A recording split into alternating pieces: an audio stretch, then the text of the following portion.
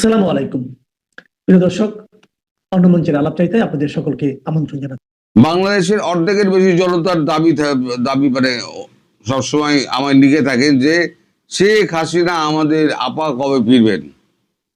আবার ফেরার সঠিক সময় আমি বলতে পারবো না, তবে 6-7 এই দুদিন লন্ডনে একটা বৈঠক আছে।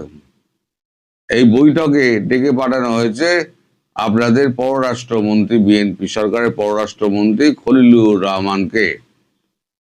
খলিলুর রহমানকে খুব একটা বিশ্বাস করেন না আমাদের তারেক রহমান, কারণ খলিলুর রহমান একেবারে হাটে হাঁড়ি ভেঙে দিয়েছে যে এই যে ইউনূস যে এটা চুক্তিটা করেছে আমেরিকার সঙ্গে, সেই চুক্তি নাকি এনসিপি এবং জামাত জানতো।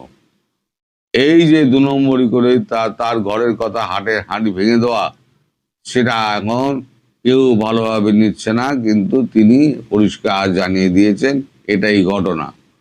তো যাই হোক, তাই জন্য তার পেছনে হুমায়ুন বলে একজনকে লাগিয়ে দেওয়া হয়েছে। এই যে হুমায়ুন, এই হুমায়ুন তো হচ্ছে তার সঙ্গে লেজুর হয়ে যাচ্ছেন। এখন এই যে সাইড লাইট বৈঠক যেটা হবে বলে ডেকে পাঠিয়েছেন জয়শঙ্কর, যে আপনাদের দেশে এখন বলে পাঠানো হচ্ছে জয়শঙ্করজির সঙ্গে দেখা করতে যাচ্ছেন। আর জয়শঙ্করজি না ডাকলে জয়শঙ্করজির সঙ্গে দেখা হয় না। জয়শঙ্করজি যখন খলিলুর দেশে এসেছিলেন তখন জয়শঙ্কর নানান কাজে ব্যস্ত ছিলেন, ওই জন্য জয়শঙ্কর দেখা করতে পারেননি। এবারে তাই লন্ডনে বৈঠক যখন হচ্ছে তখন জয়শঙ্করজি বলেছেন আপনি আসুন, এসে আপনার সঙ্গে আমি 10 মিনিট কথা বলবো, সাইড লাইনে কথা বলে আপনার সঙ্গে কিছু বিষয় নিয়ে ব্যক্তিগত আলাপের প্রয়োজন রয়েছে। তা এই যে হুমায়ুন সঙ্গে যাচ্ছে, এই হুমায়ুন তিনি সেই বৈঠকে থাকবেন কিনা সে ব্যাপারে কিন্তু খুব অনিশ্চয়তা আছে।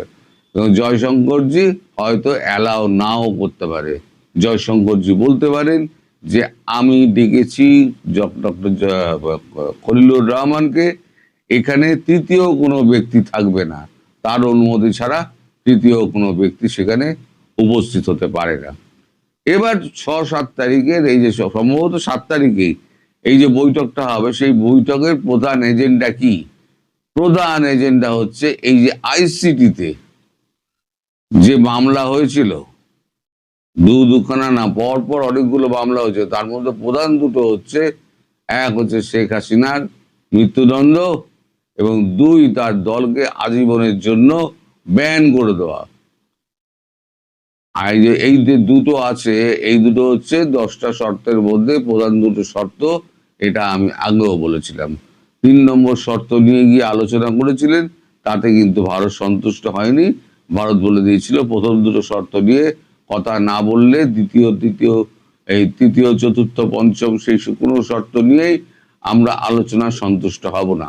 ফলে প্রথম দুটো আলোচনা নিয়ে আরো ব্যাপারে আলোচনা করে সরকারের সিদ্ধান্ত নিয়ে আমাদের জানাতে আসবেন। সেইটা সিদ্ধান্ত হয়েছে কিনা সেটাই এখন খলিলুর রহমানকে গিয়ে বলতে হবে। সরি, তবে যেটুকু খবর পেয়েছি, সরকারের আভ্যন্তরীণ যে বৈঠক যেগুলো হয়েছে, সেখানে নীতিগতভাবে শেখ হাসিনার বিরুদ্ধে সমস্ত মামলা প্রত্যাহার করে নেওয়ার সিদ্ধান্ত নেওয়া হয়েছে এবং তার সিদ্ধান্তের ওপরেই ওই যে নতুন যিনি এখন আমরা আইসিটি যে নতুন যে মামলার যিনি করছেন, নামটা ভুলে গেলাম, ওখানে লেখা রয়েছে, এখন বার করতে হবে। তিনি এখন বলেছেন যে মামলায় অনেক অসঙ্গতি রয়েছে, আমরা এই মামলা স্থগিতাদেশের জন্য আমরা সুপ্রিম কোর্টে যাচ্ছি। তা সুপ্রিম কোর্টের স্থগিতাদেশ তো পেয়ে যাবে, স্থগিতাদেশ পেয়ে গেলে তাড়াতাড়ি এই মামলা গুটিয়ে ফুটিয়ে নিয়ে এবার শেখ হাসিনার দেশে ফেরার দিন ঠিক করে সরকার আমাদের জয়শঙ্করকে জানাতে হবে। আর তৃতীয় একটি বিষয়ে হেল্প চাওয়া হয়েছে ভারতবর্ষের। তার আগে বলে নি, তৃতীয় বিষয় হেল্প চাওয়ার থেকে তার আগে বলে নি, পল কাপুর আপনার দেশে আছেন। এই পল কাপুর তো অনেক কথাবার্তা বলেছেন, অনেক মিটিং করেছেন, জামাতের সঙ্গে মিটিং করেছেন, বিএনপির সঙ্গে মিটিং করেছেন, অনেক নেতাবেতার সঙ্গে মিটিং করেছেন। যখন এনসিপির কথা আসে তখন উনি পরিষ্কার বলে দেন যে এনসিপির সঙ্গে কোনো বৈঠক আমি করব না। কেন করবেন না? তিনি করবেন না এই কারণে তার কাছে এনসিপি হচ্ছে একটা সন্ত্রাসবাদী সংগঠন। অর্থাৎ এনসিপি যদি সন্ত্রাসবাদী সংগঠন হয়, এনসিপির নেতাকে, এনসিপি পৃষ্ঠপোষককে ইউনূস, তাহলে ইউনূসও বকলমে একজন সন্ত্রাসবাদী, সেটা ইউএস পরিষ্কার বলে দিল। অর্থাৎ ডক্টর ইউনূস, আপনি 1 বছরের জন্য আপনি ভিআইপি দিয়ে রাখুন, আর মানে ওই এসএফ মোড়ে আপনি যাতায়াত করুন। 1 বছর তো আপনার কাটবেই। 1 বছর আগে কি হয় দেখুন, আর 1 বছর বাদে আপনার যখন কোনো এসএফ থাকবে না, তখন আপনার কি দশা হবে সেটা ভাবুন। প্রতিদিন একটা করে চলে যাচ্ছে, কেউ জানতে পারছে না, একটা করে দিন পার হয়ে যাচ্ছে, আর 1 বছর বাদে কি অবস্থা হবে সেটা আপনারা দেখবেন। এবার যেটা চতুর্থ যেটা আমি বলতে চাইছিলাম সেটা হচ্ছে ভারতবর্ষের কাছে একটা হেল্প চাওয়া হয়েছে। হেল্প কি? এই যে সংকট যেটা স্থির হয়েছে, মানে সামনে এসছে, যে একেবারে কানপট্টিতে রিভলভার রেখে একেবারে ট্রাম্প যে চুক্তিটা করেছেন, সেই চুক্তি থেকে কি করে বেরিয়ে আসা যায়। যদিও এক্সিট ক্লজ রয়েছে,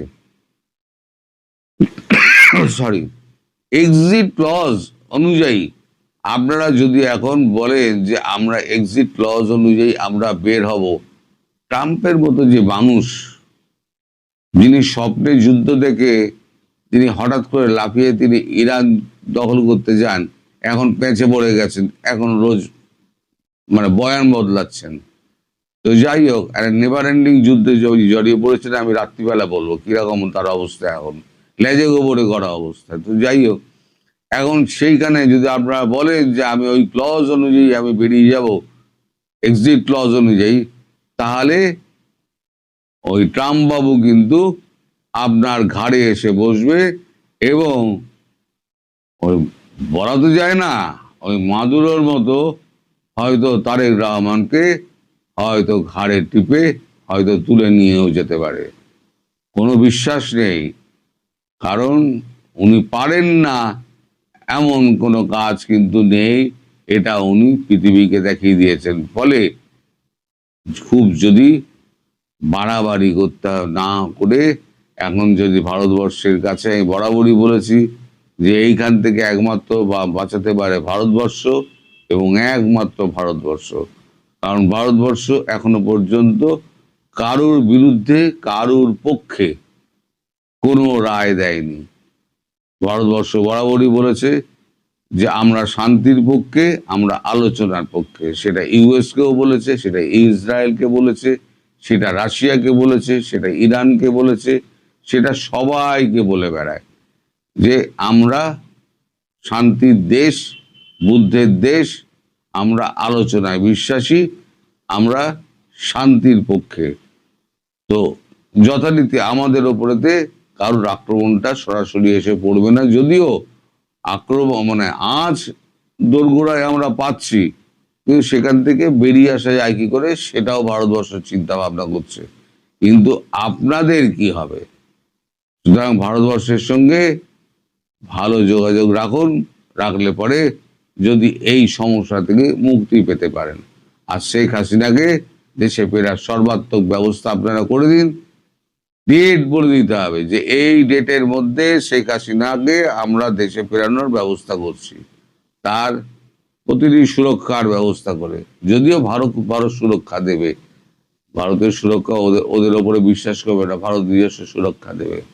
তো যাই হোক, এটা আপনাকে নিশ্চিত করতে হবে। নিশ্চিত করলে পরে এই দ্বিতীয় যেটা আছে, এই ইউএস এর ব্যাপারটা থেকে আপনাদের হয়তো উদ্ধার করলেও ভারত উদ্ধার করতে পারে। সবাই ভালো থাকবেন। আসসালামু আলাইকুম। সেন্টার ফর পলিসি ডায়ালগ সিপিডির পক্ষ থেকে মাত্র কয়েকদিন আগেই যুক্তরাষ্ট্রের সঙ্গে বাংলাদেশের যে শুল্ক চুক্তি, সেই চুক্তি সম্পর্কে তারা প্রতিক্রিয়া জানাতে গিয়ে বলেছিল চুক্তির শর্ত দেখে আমরা হতভম্ব, স্তম্ভিত, এবং সরকারের উচিত এই চুক্তি থেকে সরে আসা। এখন আমাদেরকে বলতে হয়, পররাষ্ট্রমন্ত্রী ডক্টর খলিলের বক্তব্য শুনে আমরা হতভম্ব, আমরা স্তম্ভিত। তার কারণ আমরা এতদিন আফসোস করে আসছিলাম, বিএনপির জন্য আমাদের কষ্ট হচ্ছিল। আমি নিজেই অনেকবার বলেছি, ডক্টর ইউনূস সরকার যুক্তরাষ্ট্রের সঙ্গে যে শুল্ক চুক্তিটি করেছে তাতে করে বিএনপির ডানা ছেড়ে ফেলা হয়েছে। বিএনপির আর স্বাধীনভাবে সরকার পরিচালনার তেমন কোনো উপায় সম্ভবত নেই কোনো কোনো ক্ষেত্রে। কিন্তু এ কারণেই আমাদের পররাষ্ট্রমন্ত্রী ডক্টর খলিলের বক্তব্য শুনে স্তম্ভিত এবং হতবাক হলাম। বিএনপি নাকি এই চুক্তিতে সম্মতি দিয়েছিল নির্বাচনের আগে। পররাষ্ট্রমন্ত্রী ডক্টর খলিলুর রহমান তিনি জানিয়েছেন যে ইউএস ট্রেড রিপ্রেজেন্টেটিভ আমাদের প্রধান দুটি রাজনৈতিক দলের প্রধানের সঙ্গে নির্বাচনের আগেই কথা বলেছে এবং তারাও এতে সম্মতি দিয়েছিলেন। সুতরাং এমন না যে এটা আমরা মানে ডক্টর ইউনূস সরকার অন্ধকারে বসে এই চুক্তি করেছে। ডক্টর খলিলুর রহমান তো এই বিএনপি সরকারেরই বর্তমান পররাষ্ট্রমন্ত্রী, এই কথা বলছেন এবং আমাদের ধরে নিতে হবে এই কথা সত্য। তাহলে তার মানে কি দাঁড়ালো? ডক্টর ইউনূস, আমাদের বর্তমান প্রধানমন্ত্রী তারেক রহমান কিংবা জামাতের আমির ডক্টর শফিকুর রহমান, তারা সবাই মিলেমিশে দাসখতে সম্মতি দিল এবং এটি যে স্রেফ দাসখত সেটা তো আমাদের মন্তব্য নয়।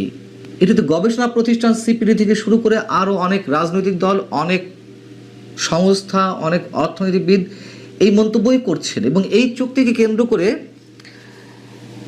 অর্থনীতিবিদ ডক্টর আনু মোহাম্মদ বলেছিলেন, বিভিন্ন চুক্তি দেখে বা এই চুক্তি দেখে মনে হচ্ছে ডক্টর ইউনূস সরকারের উপদেষ্টারা বাংলাদেশ সরকারের উপদেষ্টা বা মন্ত্রী হিসেবে নয়, তারা কাজ করছে বিদেশি কোম্পানির লবিস্ট হিসেবে। এবং ডক্টর খলিলের বক্তব্য আমাদেরকে এই কারণেই গ্রহণ করতে হচ্ছে যে নির্বাচনের আগে কিন্তু বিএনপি এটি নিয়ে তেমন কোনো কথা বলেনি। শুরুর দিকে যখন 37% থেকে 20% শুল্ক কমিয়ে আনা হলো তখন বিএনপি মন্তব্য করেছিল, কিন্তু ফাইনালি যখন 19% শুল্কের কারণে যে চুক্তিটি করা হলো সেটা নিয়ে কোনো মন্তব্য করেনি। আমরা ধরে নিয়েছিলাম যে নির্বাচনের ডামাডোলে বিএনপি হয়তো আপাতত এই বিষয়ে কোনো কথা বলছে না, নির্বাচনটি আদায় করার জন্য বিএনপি একটু কৌশলী রাজনীতি করছে। কিন্তু আমাদেরকে চরম সত্যটি আজ জানতে হলো। ডক্টর খলিলুর রহমান যে কথাগুলো বলছেন তার মধ্যে এও বলছেন যে এই চুক্তি পাঠে আমাদের একটা বিভ্রান্তি আছে, শুধু বাংলাদেশের যে এগ্রিমেন্ট সেটা দেখলে চলবে না, পাশাপাশি আপনি দেখবেন ভিয়েতনাম, কম্বোডিয়া, মালয়েশিয়া, অন্যান্য দেশগুলো কি কি দিয়েছে আর তারা কি কি পেয়েছে। এই ল্যাঙ্গুয়েজ কম্পেয়ার করে দেখলে দেখবেন যে মোটামুটি ইউনিফর্ম ল্যাঙ্গুয়েজ সব জায়গাতেই এক আছে। সব জায়গাতে এক থাকুক না থাকুক তা দিয়ে আমাদের কি প্রয়োজন? ভিয়েতনাম যেই টাকা দিয়ে সুতা মানে যে অর্থ দিয়ে সুতা কিংবা তুলা কিনে তারা গার্মেন্টস পণ্য তৈরি করে রপ্তানি করবে, আমরা কি সেই মূল্যে রপ্তানি করতে পারবো? আমাদের গার্মেন্টস পণ্য বা গার্মেন্টস পণ্যের বাজার টিকে থাকতে পারবে? বাংলাদেশ কেন প্রতিযোগিতা করে টিকে আছে এখনো পর্যন্ত? আমাদের শ্রমমান সস্তা, শ্রমমূল্য, আমরা কম মূল্যে সব কিছু মিলিয়ে পণ্য উৎপাদন করতে পারছি এবং যুক্তরাষ্ট্রের মতো জায়গায় বছরে প্রায় $10 বিলিয়ন পণ্য আমরা রপ্তানি করছি, করে টিকে আছি শুধুমাত্র সব কিছু মিলিয়ে উৎপাদন মূল্য কম পড়ে। এই কারণেই তো ভিয়েতনাম বা অন্য রাষ্ট্রের সাথে তুলনা দিয়ে তো লাভ নেই, তারা তাদেরটা বুঝতে পারছে বা বুঝবে। আমরা কেন অন্যদের সাথে তুলনা করে এই জায়গাটাতে আমরা সান্ত্বনা পাওয়ার চেষ্টা করব? মিস্টার খলিলুর রহমানের এই বক্তব্যের আগেই সিপিডি যে সংবাদ সম্মেলনটি করেছিল সেখানে তাদের বক্তব্য ছিল এরকম যে অন্তর্বর্তী সরকারের শেষ সময়ে যুক্তরাষ্ট্রের করা চুক্তিটি চরম বৈষম্যমূলক এবং এই ধরনের একটি চুক্তি কিভাবে একটা অনির্বাচিত সরকার করতে পারল বা এই দায় কিভাবে একটি নির্বাচিত সরকারের কাঁধে দিতে পারল তা বোধগম্য নয়। এখন সম্ভবত আমাদের বোধগম্যতার মধ্যে এসেছে। জেনে শুনে বিএনপি বিষ পান করেছে নাকি যে কোনো মূল্যে ক্ষমতায় আসতে হবে, জামায়াতও ঠিক একই পথ অবলম্বন করছিল,